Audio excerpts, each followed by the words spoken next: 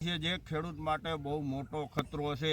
એકવાર ખેતરમાં આવી ગયા પછી એનો કોઈ ઈલાજ નથી। આ છે અમરવેલ। આનો એક કટકો પણ ક્યાંય પણ તમારા ખેતરમાં પડી ગયો અથવા એવું નથી જમીનને અડે ઉપર પણ પડશે ને તો પણ એનો ફેલાવો કરશે ને એટલો ઝડપથી ફેલાવો કરશે ખબર પણ નહીં હોય તમારી મગફળી કંટ્રોલ કરી લે। જો આ એક ક્યાંય તમારા ખેતરમાં એક છોડ આવી ગયો ને આપણે સાતી તો બધા નિલેશભાઈ ખેડૂત આંકતા જ હોય પણ જો આ કટકો સાતીમાં તો આડાહરો ફેલાવાનો જ છે। જે આપ્યું કટકા વેરાતા ગયા અને એનો ફેલાવો થતો ગયો તો મને કીધું કે આયા મેં બકરા બેસાડ્યા હતા।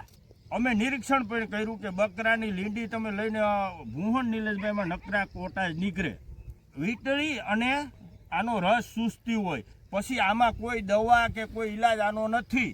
અમરવેલ કહેવાય છે, આકાશવેલ એ પણ કહેવાય છે અને આનો કોઈ રાજુભાઈ કીધું એમ કોઈ ઈલાજ નથી પણ હા આમાં હવે મગફળી થાય એવી કોઈ પોઝિશન નથી। આ જે દેખાય છે ને ખાલી 7 દિવસમાં ફેલાઈ ગયું છે। હજી 7 દિવસમાં ખેડૂત રાહ જોવે તો ક્યાંય ફેલાઈ જાય। આને કોઈ પાણીની જરૂર નથી, આને કોઈ જમીનની જરૂર નથી। જો એકવાર ખેતરમાંથી ઉગી ગયો અને આપણા છોડમાં પછી છોડ હોય માંડવીનો હોય કે લીમડો હોય અને કોઈ પણ મોટું ઝાડ હોય એને આ અમરવેલ છે એ ઘેરી લેશે અને સંપૂર્ણ નષ્ટ કરી દેશે। એનો રસ સૂસી અને એને ખતમ કરી નાખે પછી તમારું મોટું ઝાડ હોય તો એ શું છે?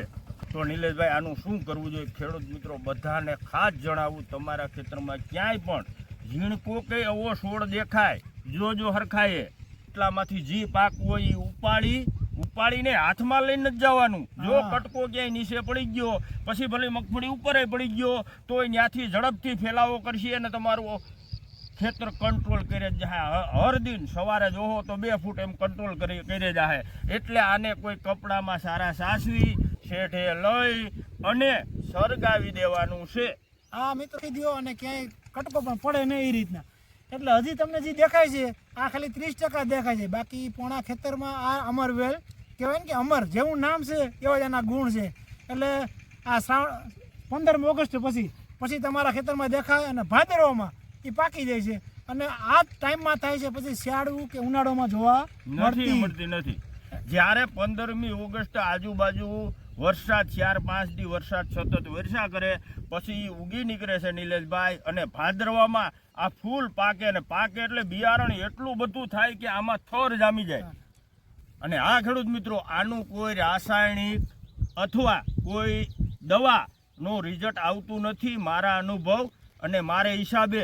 જો તમારે કોઈને રિઝલ્ટ આવ્યું હોય તો કોમેન્ટ અવશ્ય કરજો એટલે આ ખેડૂતને આપણે ટ્રાય કરાવીશું। અને આ ખેડૂત પાસે 3 વીઘા જમીન છે નિલેશભાઈ, એમાં 70% તો આને કંટ્રોલ કરી લીધો એટલે આમાં કોઈ ઉત્પાદનની તો હવે આશા નથી।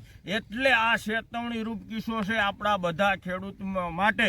અને બકરાથી આ આવ્યું છે તો ઘણા ખેડૂતો અહીંયા આવ્યું કેમ તો અહીંયા ઉનાળામાં બકરા બેહાડ્યા હતા એને હિસાબે આ ફેલાણું છે। એ વાત ફાઇનલ છે અને ઘણા એની કોમેન્ટ એવી હતી પહેલાં તમે શોર્ટ વિડીયો મૂક્યો કે ભાઈ AI દ્વારા વિડીયો મૂક્યો એટલે ખાસ કરીને લોંગ વિડીયો મૂકવામાં આવ્યો છે।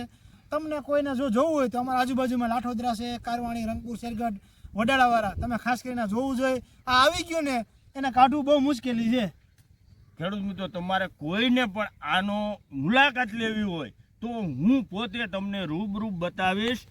તાલુકો છે માળિયા હાટીના, ગામ છે ગાંગેસા અને મારી આઈડી ઉપર નંબર છે, મારો કોન્ટેક્ટ કરજો। આજના ખાસ વિડીયોમાં માહિતી હતી કારણ કે જો હવાનો કોઈનો ઈલાજ આવશે અથવા કોઈની કોમેન્ટ દ્વારા કોઈ પણ માહિતી મળશે તો વિડીયોમાં દ્વારા તમને જણાવશું અને ચોક્કસ માહિતી અમારા આઈડીમાં હોય યુટ્યુબ ચેનલ ગુજ્જુ ખેડૂત પરિવાર મળતી હોય।